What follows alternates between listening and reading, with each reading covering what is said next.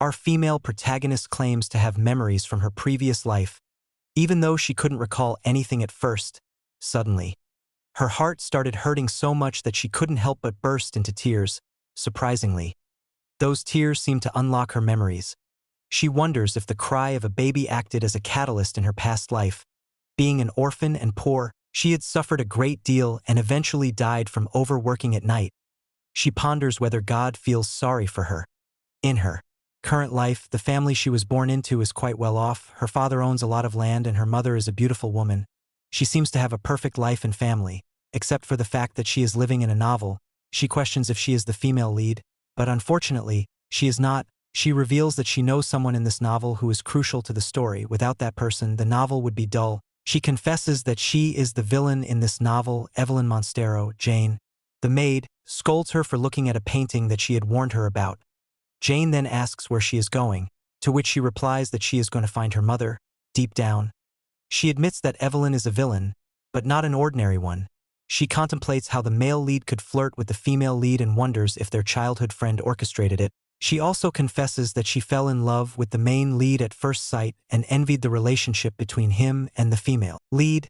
Evelyn started bullying the female lead, but when the male lead returned after growing up, the female lead was removed from the beginning of the novel. When she read the novel, she found it refreshing, but now that she has become the villain, there is nothing scarier than this. The main lead took away all her family's assets, leading them into poverty.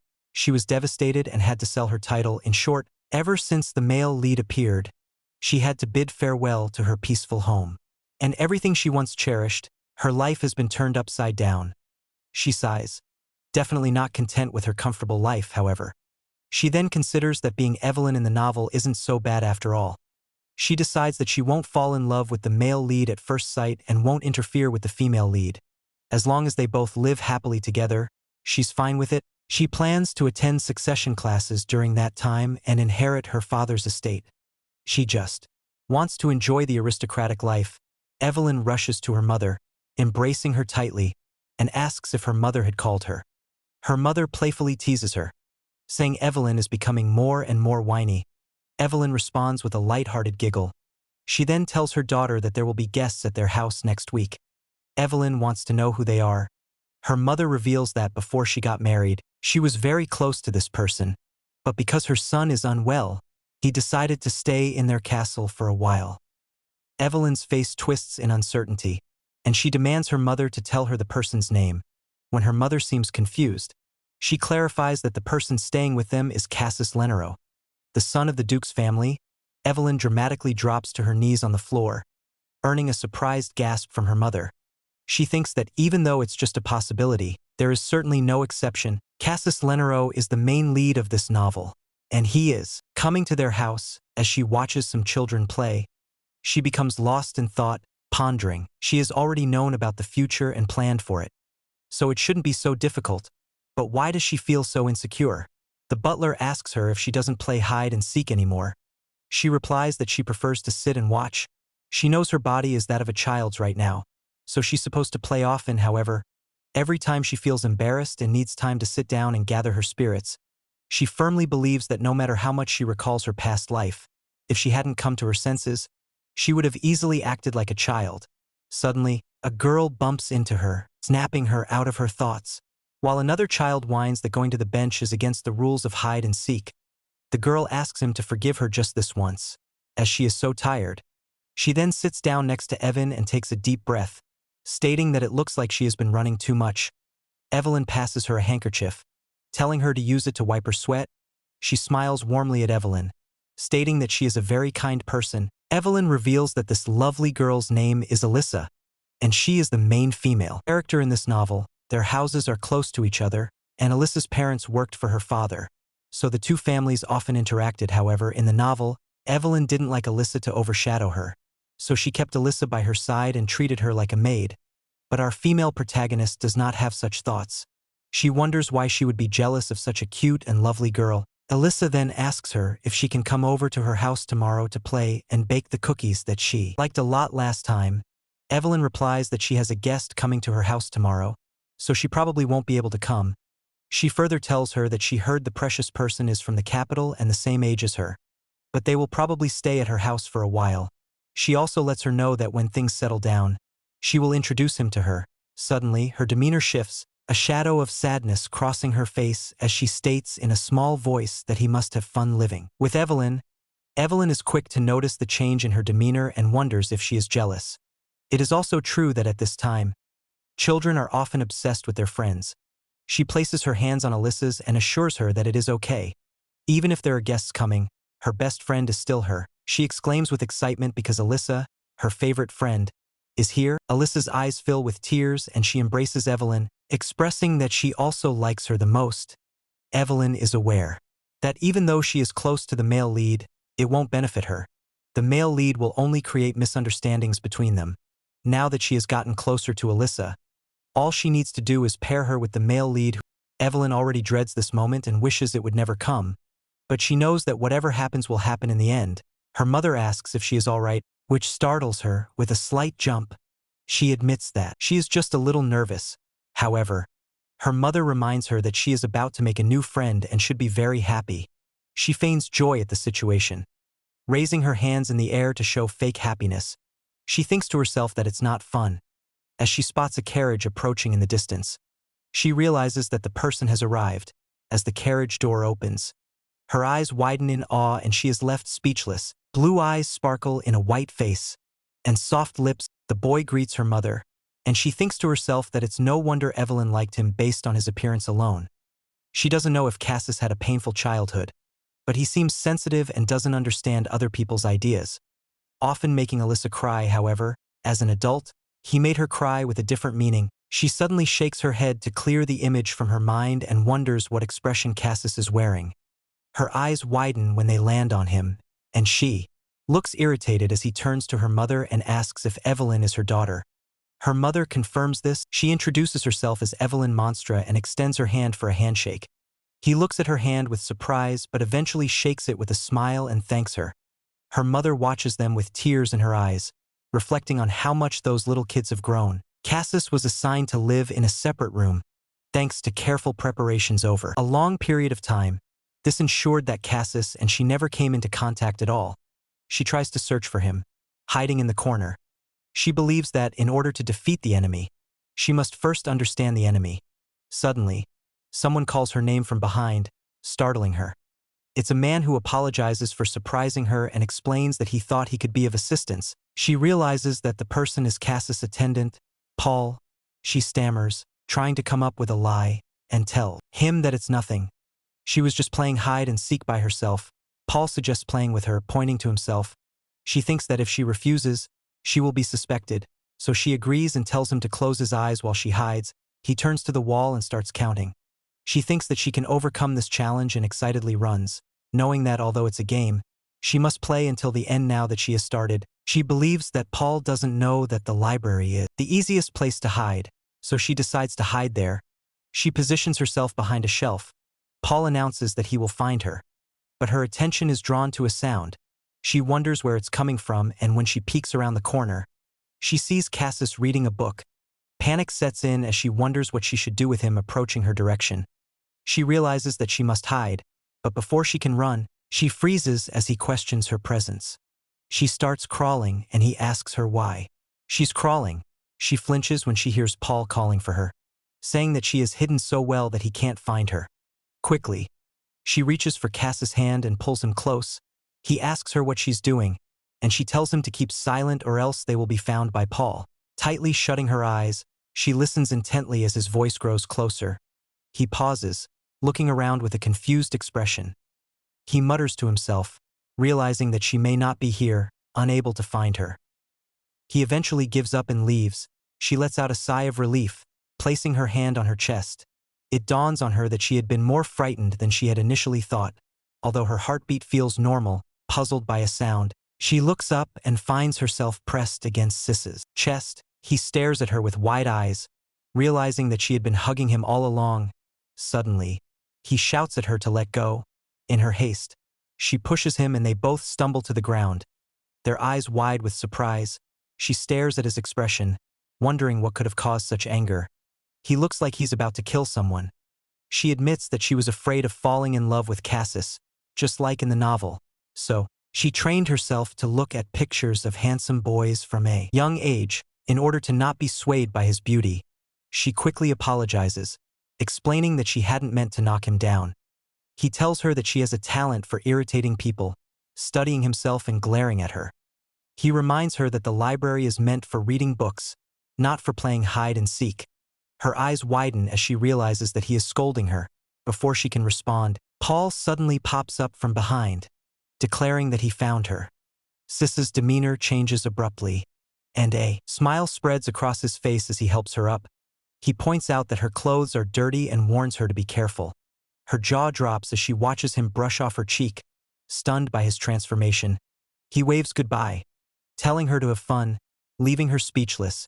She wonders if there are truly people like him in the world.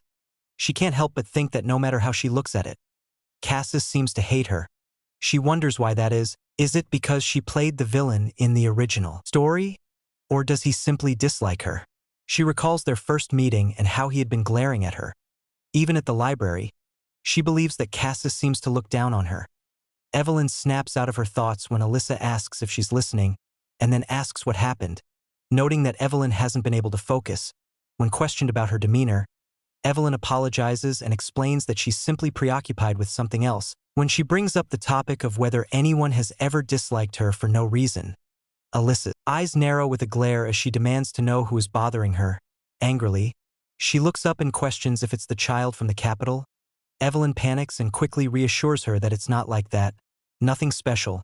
She swiftly changes the subject, urging Alyssa to try the cake instead, which she claims is delicious. She then asks if Alyssa would like to have a taste as well. In her thoughts, she realizes she almost made a mistake that could have ruined the relationship between the female lead and the male lead. Her gaze turns sad as she gazes at her reflection in the tea. Realizing she is the evil character from the original story, she reminds herself to be more cautious. She becomes curious about what Cassis thinks of her and starts trying to learn more about him. She notices that he often appears in the garden and the library, spending most of his time in the mansion, besides reading or walking in the garden. There's nothing particularly noteworthy about his activities. It's as if he's an old man who has experienced many things in this world.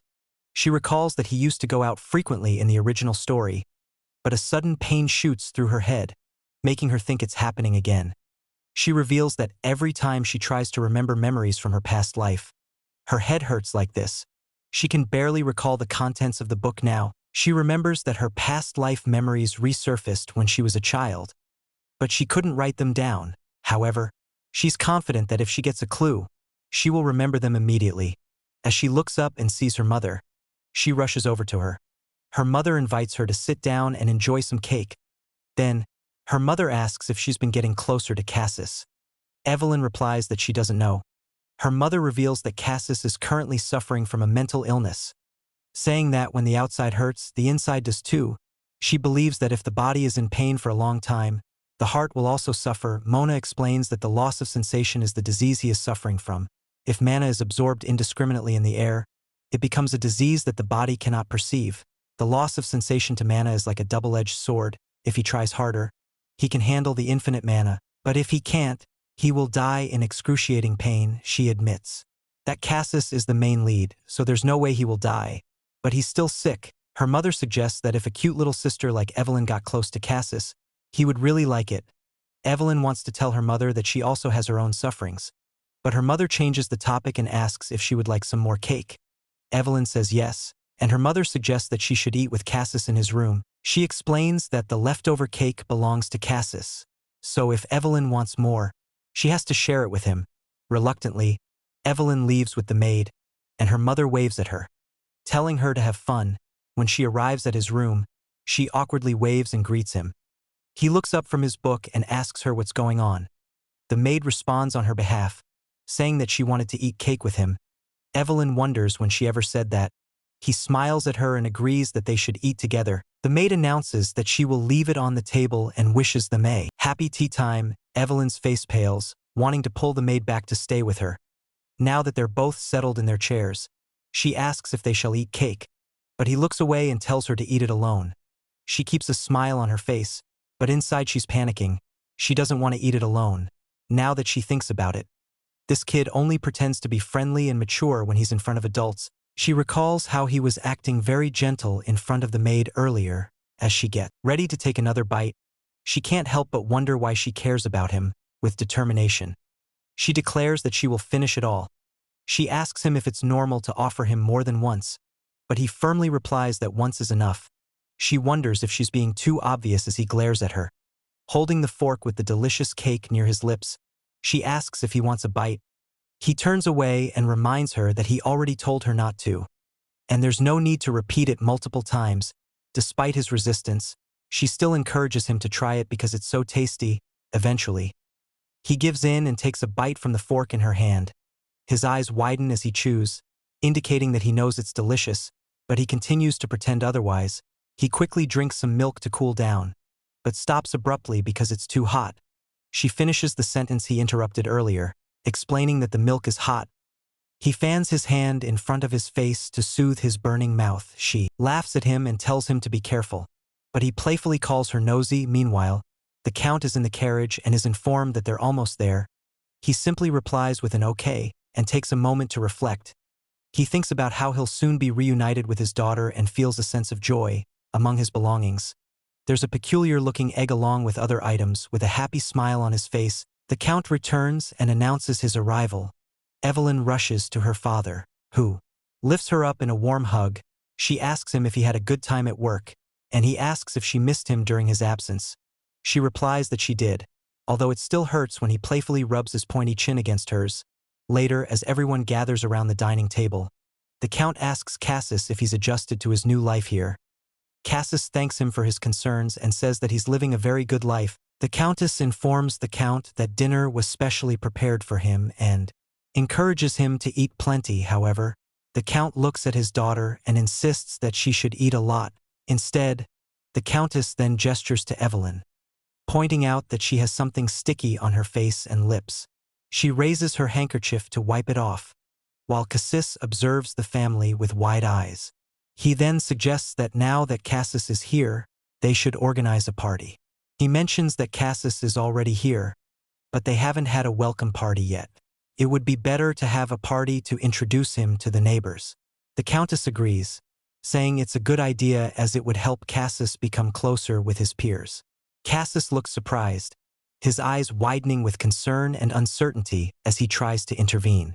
The Countess notices his reaction and asks him what's wrong. He hesitates to explain but forces a smile, saying he just wants to thank them for their warm welcome. Evelyn looks at him with wide eyes, realizing that he has stopped eating after the mention of the party. She wonders if he doesn't like the idea of a party. However, despite his reluctance, the day of the welcome party finally arrives. The maid finishes putting accessories on Ellen's hair and announces that it's done. Evelyn stands up and thanks Mel. Monty is a rural territory far from the capital, but it's quite large in size. It's also famous as a resort, and many nobles have migrated to this place. Evelyn looks around and notices that most of the nobles living in this area have already come to the party. Her gaze then falls on Cassis, who is with the adults. She realizes that he seems stressed from being stuck among the adults. She wonders if she should help him. Suddenly, she grabs his hand, startling him, and he looks up to find her there. One of the adults compliments Evelyn on her dress, saying it suits her very well. She responds by saying that her dad chose it for her. She then asks her father if she can introduce Cassis to her friends, and her father gives them permission. The Count tells Cassis that it must have been hard for him to be stuck among the others, and now he can go and hang out with his peers. On the way, she tells him that normally kids join the party not in the hall, but in another room. He abruptly pulls his hand away from her, causing her to freeze in place. The shock is evident on her face as he glares at her, his face and ears turning a bright shade of red. He questions her about her habit of grabbing people's hands like that, reminding her that she had done the same thing before when she unexpectedly hugged him. Now, every time she touches him, he reacts in this manner, making her wonder if he dislikes physical contact. Feeling embarrassed, she mutters an apology for her hand-holding habit, explaining that she didn't know he disliked it and that it was merely an accident. She asks for his forgiveness, but he averts his gaze and mutters something under his breath.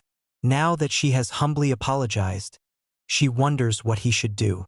In her opinion, he should obviously cooperate with her. She points out that his ears turn red when he panics, indicating his flustered state. He quickly denies it, saying that it's not true. She tells him that she understands and reminds him that they have people waiting for them, urging him to hurry up. This time, she grabs his sleeve as they arrive, only to find that everyone is already there. A guy rushes over and casually drapes his arm around Cass's neck, introducing himself as someone who has been waiting for him. Observing the shocked expression on Cass's face, Evelyn realizes that he is uncomfortable with physical closeness. In Monty, all the kids are neighbors, so unlike the noble descendants in the capital, very few people discriminate based on social status. However, not everyone is like that. Evelyn's gaze falls on Luna Vanessa, and she wonders why that brat is here. In the original story, Luna was her best friend, but here she has chosen to distance herself from Evelyn due to Luna's association with a bad group of people. Evelyn worries about getting caught up with them and doesn't know what she would do to Alyssa if that were to happen. She asks Luna why she is here, to which Luna replies that she is here to see Evelyn's face after a long time. However, Evelyn notices that Luna steals a glance at Cassis, and it's obvious from her expression. Determined, strides over to Cassis and introduces herself. She also mentions that she heard he's from the capital. She was also in the capital not too long ago. She then asks him if he likes marine biscuits, referring to the cookies made by the most famous baker in the capital. Evelyn glares at them and thinks that everything revolves around the capital. Cassis smiles at her and replies that he likes it very much. Luna then invites him to come play at her house, as there are plenty of them there. He says that it's okay. Evelyn wonders why his attitude towards her is so different. Her eyes widen in fury as she thinks that every time she starts a conversation, he behaves rudely. Isn't he supposed to be gentle in front of adults? But he acts rudely when it's just the two of them. Luna informs him that she had seen him before, and when he asks when, she claims it was at the Crown Prince's birthday party last year. He dryly responds that he doesn't remember, but she insists that she greeted him at the time. His eyes harden as he flatly replies that he doesn't remember, then abruptly leaves, ignoring her calls. He leaves her all alone. Her eyes fill with tears and she looks embarrassed. Even Evelyn is shocked. She then announces that she will go get some fresh air and be right back, and leaves abruptly. Evelyn looks at her worriedly, thinking that it seems like her heart is already broken. The door opens again, catching Evelyn's attention. She looks over to find Alyssa searching for her in the room, with Cassis also present. Evelyn's eyes widen as she wonders if this could be the fateful first meeting of the two main characters in the original story. Alyssa rushes to Evelyn and asks her when she arrived here. She said she would go out to see her.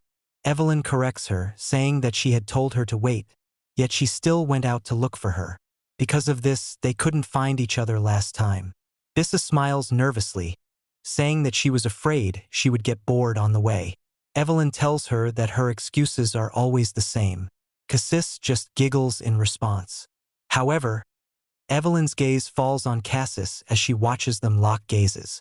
She believes this might be their first encounter, but the sparks are already flying. She believes Cassis always stands out wherever he is, just like the shining presence of Aaliyah. She wonders if their presence is different from others because they are the main characters. She decides that she must play the role of the bridge between them. Gently pushing Alyssa forward, she introduces her to Cassis, whom she had mentioned before. Suddenly, she points an accusing finger at him and calls him nasty. Cassis looks surprised while Evelyn panics, unable to understand what is happening or why she is reacting this way. She wonders if she is the first person to talk to him with such hostility. She demands to know who he is to hate Evelyn. This further confuses Evelyn, but then it clicks. She realizes that this must be related to something she had told Alyssa in the past. Alyssa urges him to respond, asking why he doesn't have anything to say. He shrugs and says he doesn't even know how to reply. However, he fixes Evelyn with a look. Evelyn tells Alyssa to stop, explaining that she was just talking nonsense before. Alyssa insists that it is a lie and that she has never seen Evelyn's face so gloomy. Evelyn thinks to herself that it wasn't that gloomy. She is freaking out inside, wondering why the first meeting between the two main characters is like this. She is scared that Cassis might harm her at this rate. Cassis crosses his arms over his chest and demands to know if Evelyn was the one who said that he hated her. Alyssa confirms that it is true, that he hated her for no reason, and she was really sad. Evelyn wonders when she said she was sad, as she only mentioned being curious. Cassis steps forward and calls out to Evelyn, expressing that he had no idea she thought of him that way. He clarifies that he doesn't hate her at all. Despite his smile, shivers run down her spine. Lisa's eyes sparkle. Feeling as though she has achieved something significant, she exclaims, how could anyone hate Evelyn? He reaches out his hand and apologizes to her, saying that he thinks he accidentally hurt her while he was sick. She reassures him that it's fine, but he still grabs her hand and promises to be more careful next time. She wonders what she should do now that the male lead has noticed her. Instead, she sits sadly in her chair and talks to the egg. She tells it that Cassis has already bossed her around 5 times today alone. She asks the egg for its opinion. The little bean is the black dragon egg that her father brought back from his business trip for her. He showed her the egg and told her that it was the black dragon egg.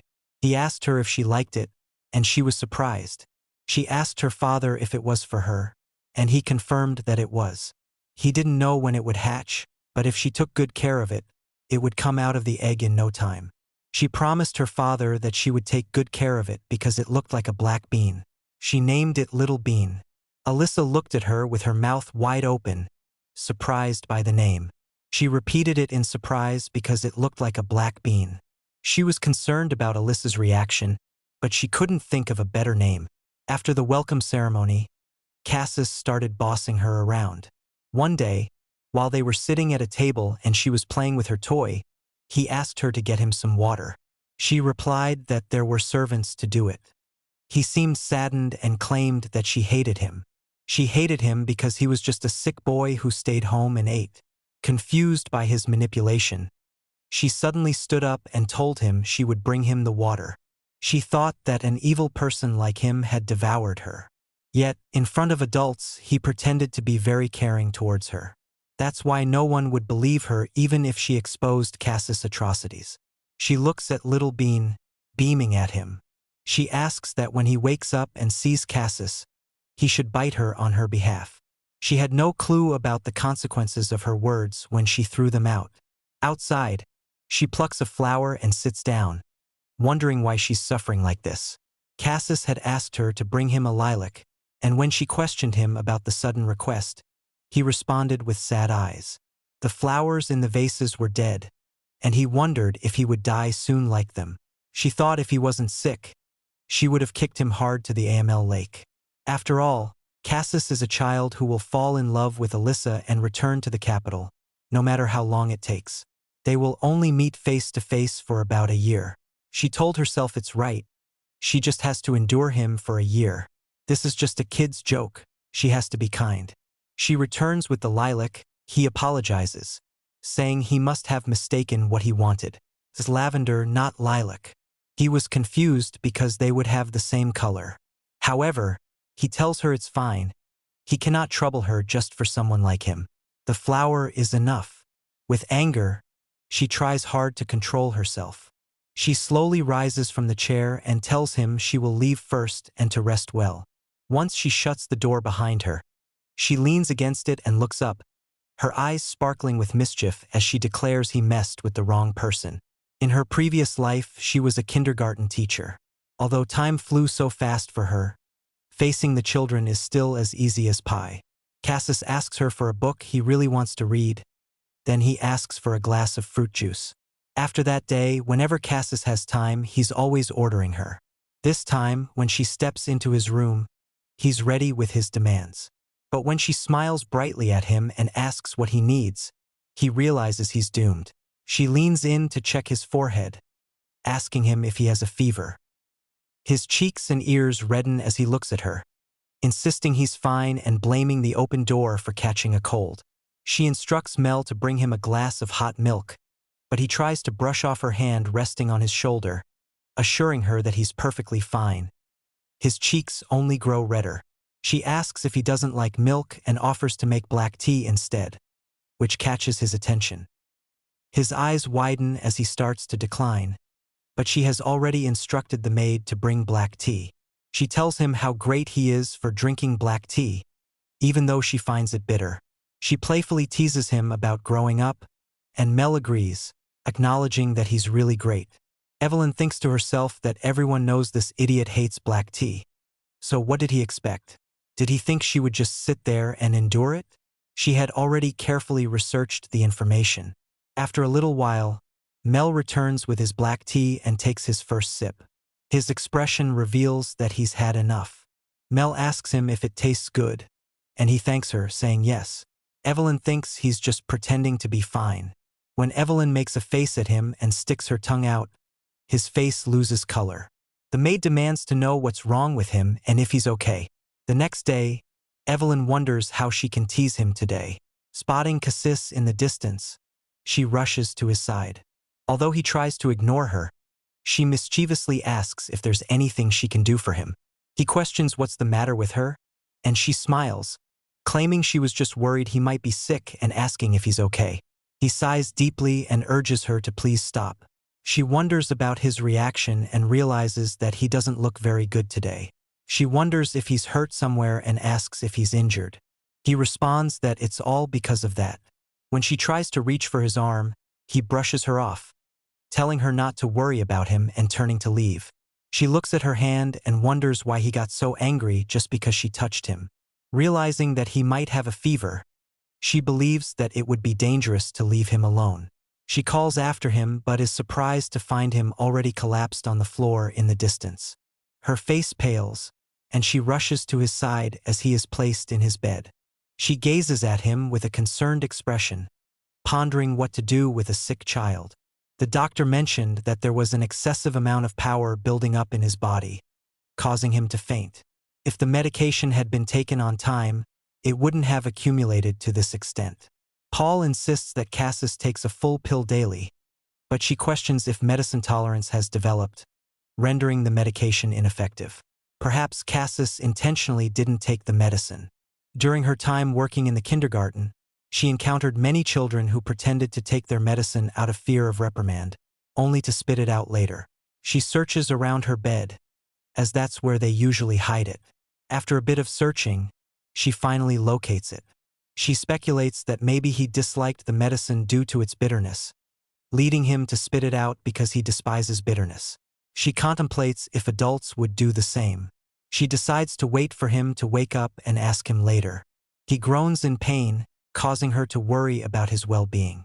She wonders if he's in pain. Suddenly, he grabs her hand and starts groaning more. Despite her inquiries, he keeps repeating that he was wrong and pleads for his mom not to leave him. Tears start rolling down his cheeks. She suspects that his high fever may have caused him to mistake her for his mother. She begins to stroke his hair, comforting him by saying that his mom is there and won't abandon him. She encourages him to relax and sleep peacefully. She realizes that he misses his mother greatly, which is understandable since he's just a child and being away from parents is tough. She struggles to recall if the Duke and Duchess of Arrow appear in the novel, thinking that if he was separated from his parents at a young age, they might appear at least once. However, the Duke and Duchess of Arrow never make an appearance in First Love. Later, when he arrived to pick up Alyssa, he had already become a duke. She ponders whether this implies that the Duke may have passed away, or perhaps he retired earlier. However, considering their absence in the novel, it is likely that they suddenly died. Another surge of pain courses through her head, and she suspects it to be another migraine. She realizes that she must have delved too deeply into the memories of her previous life. As she gazes at him, she believes he resembles an angel in his slumber. Reflecting on it, she concludes that Cassis is merely a child pretending to be an adult. She acknowledges that she has been too harsh on him lately. She expresses her wishes for his speedy recovery and promises to refrain from hazing him in the future. In the late hours of the night, when the room is enveloped in darkness, he awakens and is surprised to find that it is already midnight. He contemplates when was the last time he slept so deeply since his arrival here, and notices that the pain in his body has vanished. Suspecting that the healer may have done something, he ponders whether this information has reached his father, who sent Cliff to monitor him. He believes he should have been more cautious. However, as he turns over with a groan, he discovers Evelyn peacefully asleep in the chair, holding his hand. His eyes widen as he questions why she is there. He calls out her name, but she remains undisturbed in her deep slumber. He observes her sleeping with her mouth slightly open and compares her to a child. Evelyn Monstra's upbringing is evidently filled with love, as he recalls her greeting him while still clinging to her mother's arm when he first arrived. This memory lingers with him, as he has never experienced such warmth from his own mother. In the end, he feels that he failed to meet his mother's expectations and was abandoned here. He wonders if his parents would laugh or cry if he were to die in this manner. However, he reassures himself that it is possible that nobody cares. Due to this belief, he intentionally refrained from taking the medication, thinking that his pain was well concealed. Slowly, he reaches out his hand towards her and delicately plays with a strand of her hair. He silently apologizes to her for being stubborn, but then he asks her what he can do. He just wants to tease her whenever she's around. Whenever he teases her, her reactions are hilarious. She gets mad every time, but it's fun to comfort her. So he's apologizing in advance because if he plays with her, he'll want to live a little longer. Later at night, Evelyn slowly wakes up. She realizes she fell asleep without knowing it. She stretches and wonders what time it is. She's so tired since she slept with her face down. She looks at Cassis and sees he's still sleeping. She lightly touches his cheek, wondering how he can sleep so much. Is he already dead? Suddenly, he opens his eyes and glares at her, demanding to know what she's doing. She flinches in shock and wants him to at least give her some signs if he's already awake. He asks her why she's trying to touch a sleeping person's face. She replies that she thought he died because he didn't wake up. He says now that she knows he's not dead. Can she leave? However, she asks him why he didn't take the medicine. He feigns ignorance and asks what she's talking about. Paul always prepares the medicine on time. She lets him know that he shouldn't pretend. She's seen everything under the bed. She thinks he doesn't want to be honest with her either. After a moment of silence, he claims that the medicine is a bit bitter, so he just doesn't want to take it. She believes the more bitter, the better it is for his body. But she understands how hard it is to take those meds. Still, she doesn't want to see him faint because he didn't take the medicine anymore. It will put his parents, who are in charge of taking care of him, in trouble. She asks him if he hates medicine that much. He replies, yes, he hates it. She offers him a deal. If he takes his medicine well, she'll bring him baked cookies or anything he wants. He looks away, muttering, who wants that? She wants him to stop pretending. She knows he loves sweets, or else she'll have to bring Cliff the medicine under his bed.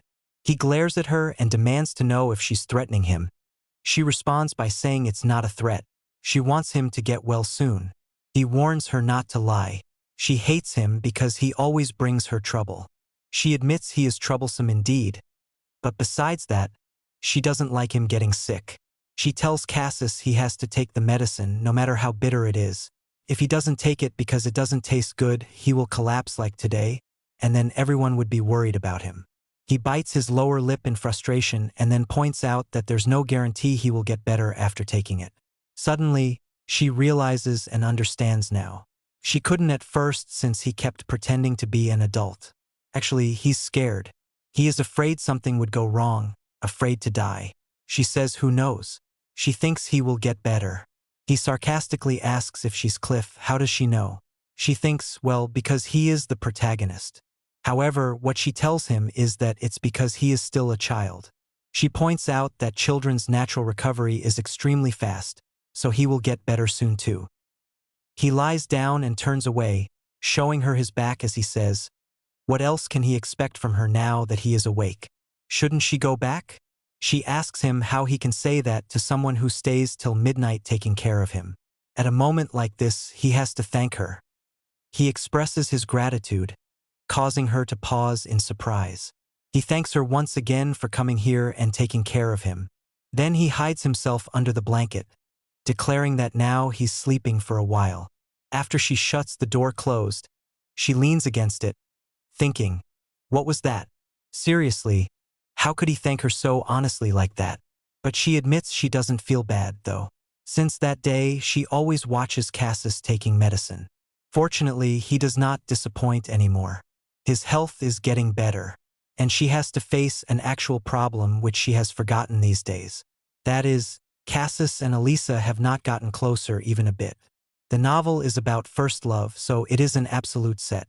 It's so strange that Cassis doesn't seem to care about Elisa at all, even though they met for the first time. It's like they don't even consider each other as main characters. They haven't shown any curiosity towards each other since then. She's frustrated with herself for saying such nonsense words and groans in frustration. It's not good if things continue like this. She believes that for the sake of their beautiful lives, those two must love each other. She can't let this go on. She has decided that she needs to bring them closer to each other. While riding in the carriage, she realizes that she didn't expect it to be so difficult to arrange a date for them. In the past few days, she has been trying to bring them together to restore their faith in each other. She even went as far as dragging Cassis out of the house to pretend to meet Elisa by accident. She has been putting in so much effort, but there's still no result. Her mother interrupts her thoughts and asks what she's thinking about so attentively. Her mother tells her to look outside the window because they have arrived. She looks outside and her eyes sparkle with awe when she sees the battle wall. This weekend, her whole family has been invited to the temple, thanks to her father's generous donations. The temple, located right next to Monty, is quite famous, and she definitely wants to visit it at the right time. Inside the temple, there is a highly respected priest, and Cassis has also decided to accompany her. As she enters, she can't help but shriek in awe because the place is so large that it feels like a palace. She knows that the size of a stronghold usually represents wealth and power, so it's surprising to see a temple, symbolizing purity, with such grandeur. She looks around and wonders why she feels a hint of resentment. The priests are already there to welcome them, and she can't help but think about the warm welcome they're receiving. She's certain that her father must have made significant donations.